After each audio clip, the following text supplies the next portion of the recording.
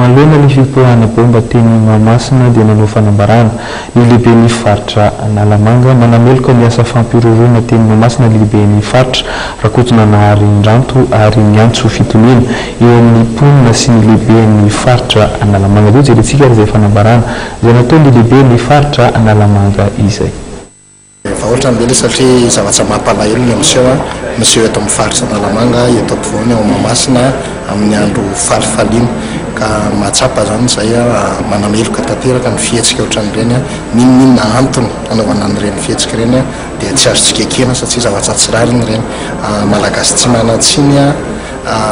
mifety mpanorana akamarony no naratra tao ary mipolony maro dia tena mampalahelo fa tokony ovaina ny fomba fijerintsika fa veriny mahamalagasy atsika dia manentana ny vahoaka rehetra eto Analamanga mba hanana fitoniana voalohany indrindra fa kosa izara izay vaovao ahafahantsika mitady an'ireo olona manakorotana sy mitondra fikorontanana eto amin'ny faritra Analamanga. Ny faritra Analamanga moa zany dia manana n'ireo mpiara-miasa aminy ao amin'ny trafika dia efa manao ny asa amin'izareo. Efa hitanareo teo angamba fa efa ny ambaratonga rehetra na ny polisy ara-teknika na ny polisy kriminel